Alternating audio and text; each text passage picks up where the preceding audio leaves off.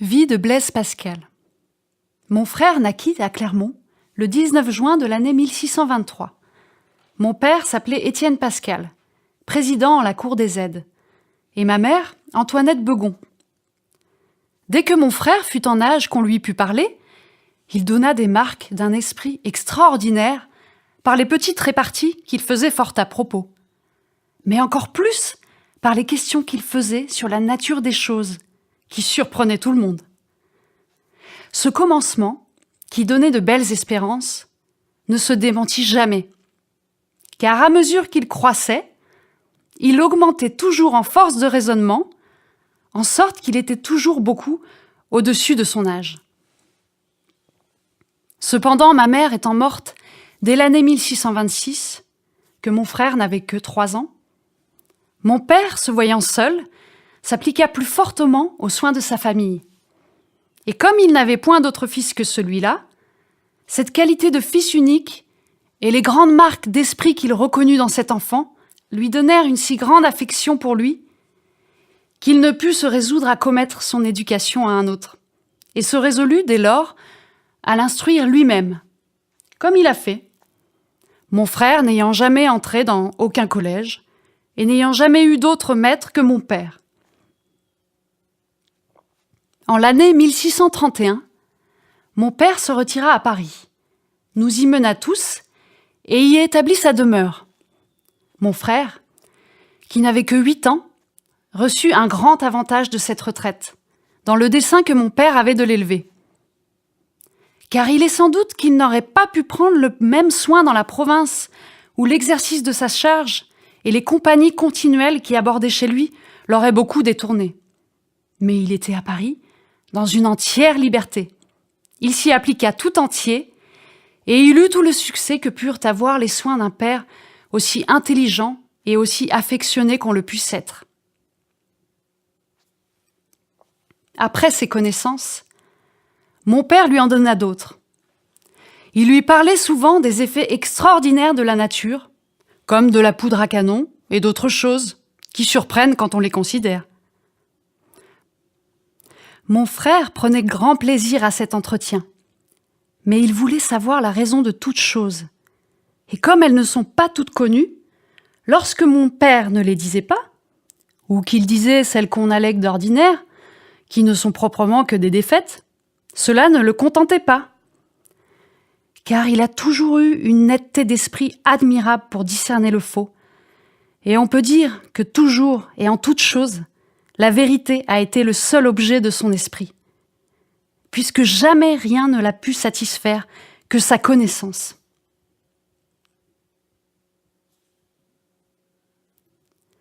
Son génie à la géométrie commença à apparaître lorsqu'il n'avait encore que 12 ans, par une rencontre si extraordinaire qu'il me semble qu'elle mérite bien d'être déduite en particulier. Mon père avait dessein d'instruire mon frère dans les langues, et il savait que la mathématique est une science qui remplit et qui satisfait beaucoup l'esprit. Il ne voulut point que mon frère en eût aucune connaissance, de peur que cela ne le rendît négligent pour la latine et les autres langues, dans lesquelles il voulait le perfectionner. Il lui promettait qu'aussitôt qu'il saurait le latin et le grec, il la lui apprendrait. Mon frère, voyant cette résistance, lui demanda un jour ce que c'était que cette science, et de quoi on y traitait. Mon père lui dit en général que c'était le moyen de faire des figures justes, et de trouver des proportions qu'elles avaient entre elles, et en même temps lui défendit d'en parler davantage et d'y penser jamais.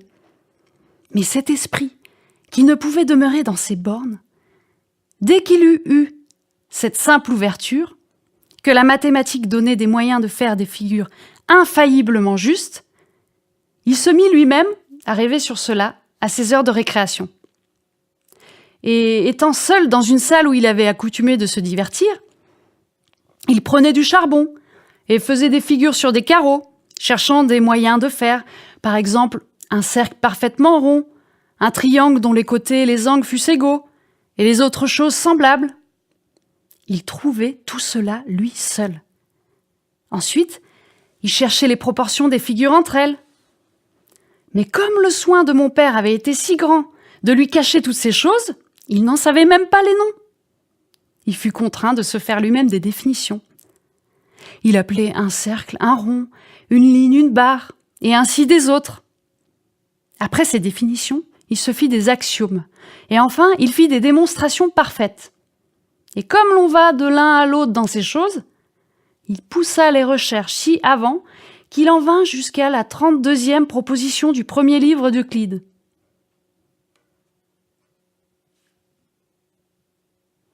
Comme il en était là-dessus, mon père entra dans le lieu où il était, sans que mon frère l'entendît.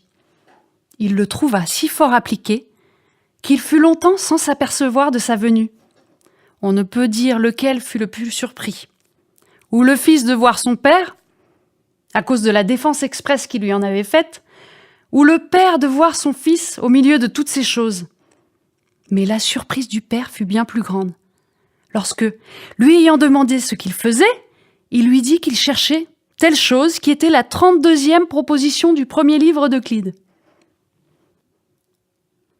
Il trouvait dans cette science la vérité qu'il avait si ardemment recherchée. Il en était si satisfait qu'il y mettait son esprit tout entier. À l'âge de 16 ans, il fit un traité des coniques, qui passa pour un si grand effort d'esprit qu'on disait que depuis Archimède, on n'avait rien vu de cette force. Il continuait toujours d'apprendre le latin et le grec, et outre cela, pendant et après le repas, mon père l'entretenait tantôt de la logique, tantôt de la physique, et des autres parties de la philosophie. Mon père prenait un plaisir tel qu'on le peut croire de ces grands progrès que mon frère faisait dans toutes les sciences. Mais il ne s'aperçut pas que les grandes et continuelles applications dans un âge si tendre pouvaient beaucoup intéresser sa santé. Et en effet, elle commença d'être altérée dès qu'il eut atteint l'âge de 18 ans.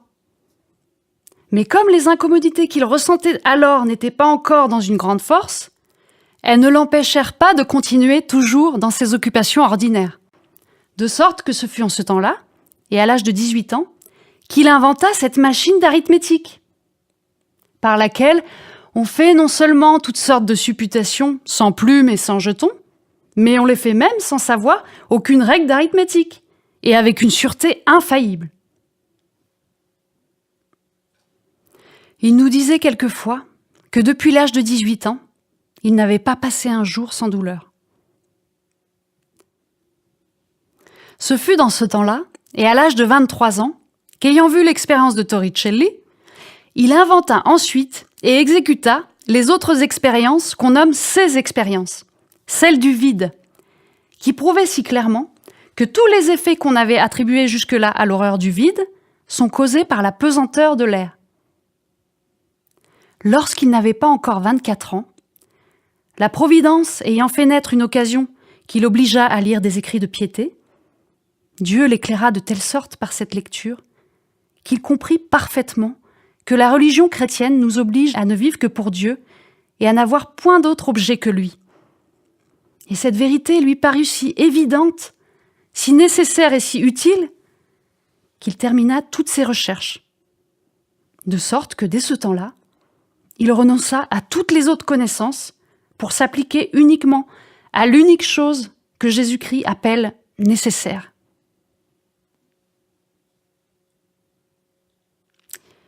Et ainsi cet esprit si grand, si vaste et si rempli de curiosité, qui cherchait avec tant de soin la cause et la raison de tout, était en même temps soumis à toutes les choses de la religion comme un enfant.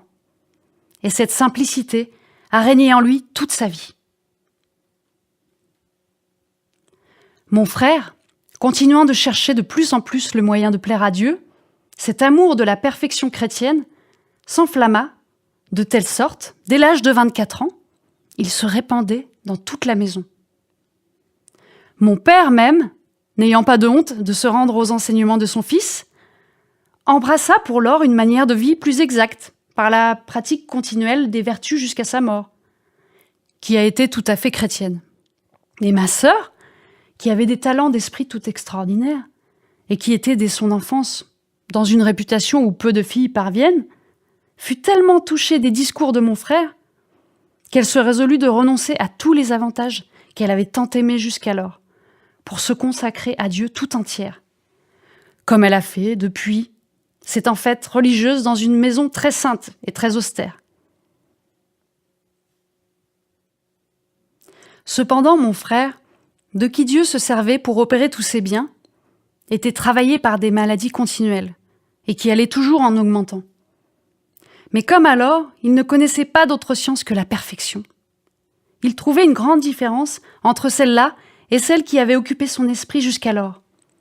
Car au lieu que ces indispositions retardaient le progrès des autres, celle-ci, au contraire, le perfectionnait dans ces mêmes indispositions par la patience admirable avec laquelle il les souffrait.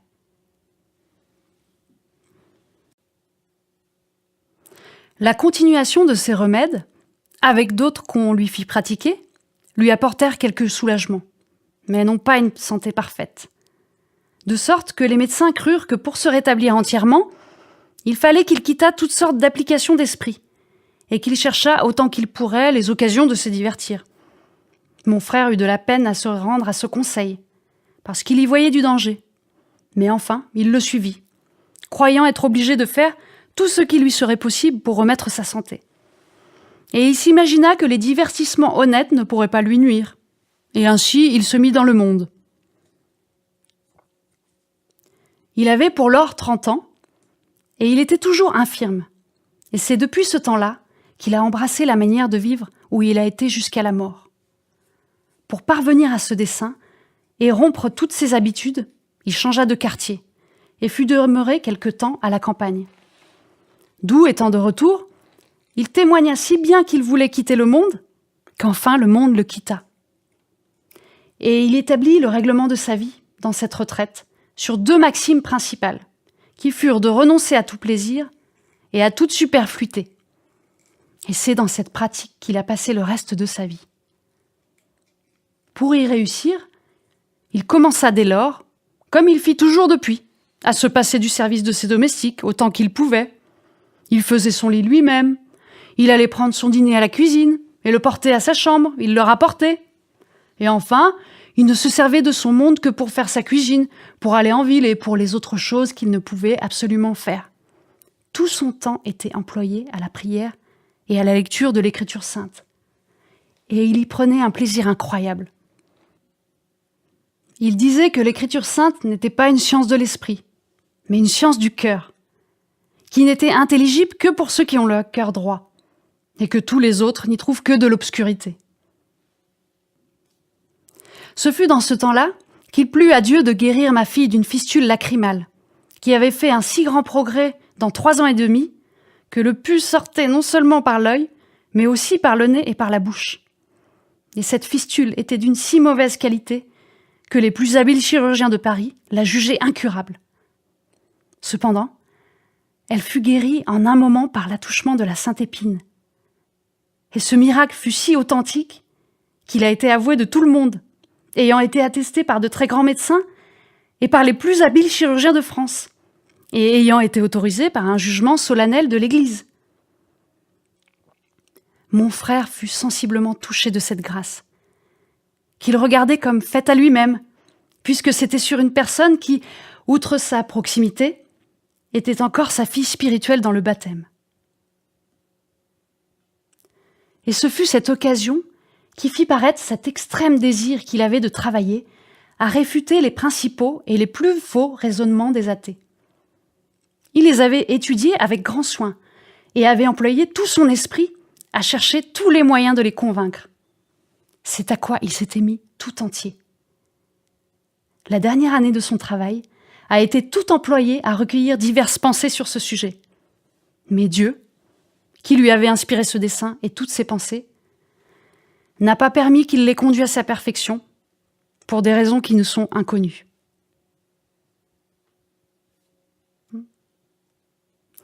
Il avait un amour si grand pour la pauvreté qu'elle lui était toujours présente, en sorte que dès qu'il voulait entreprendre quelque chose, ou que quelqu'un lui demandait conseil, la première pensée qui lui venait en l'esprit, c'était de voir si la pauvreté pouvait être pratiquée.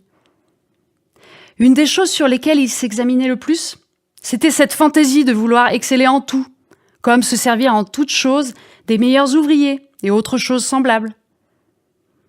Il ne pouvait encore souffrir qu'on cherchât avec soin toutes les commodités, comme d'avoir toutes choses près de soi, et mille autres choses qu'on fait sans scrupule, parce qu'on ne croit pas qu'il y ait du mal. Mais il n'en jugeait pas de même. Et il nous disait qu'il n'y avait rien de si capable d'éteindre l'esprit de pauvreté comme cette recherche curieuse de ces commodités, de cette bienséance qui porte à vouloir toujours avoir du meilleur et du mieux fait. Et il nous disait que pour les ouvriers, il fallait toujours choisir les plus pauvres et les plus gens de bien. Et non pas cette excellence qui n'est jamais nécessaire et qui ne saurait jamais être utile. Il s'écriait quelquefois : « Si j'avais le cœur aussi pauvre que l'esprit, je serais bien heureux. Car je suis merveilleusement persuadé que la pauvreté est un grand moyen pour faire son salut. Que Dieu ne m'abandonne jamais. » Ce qui fut comme ses dernières paroles. Car après avoir fait son action de grâce, un moment après ses convulsions le reprirent, qui ne le quittèrent plus et qui ne lui laissèrent pas un instant de liberté d'esprit. Elles durèrent jusqu'à sa mort, qui fut, 24 heures après, le 19e d'août 1662, à 1h du matin, âgé de 39 ans, 2 mois.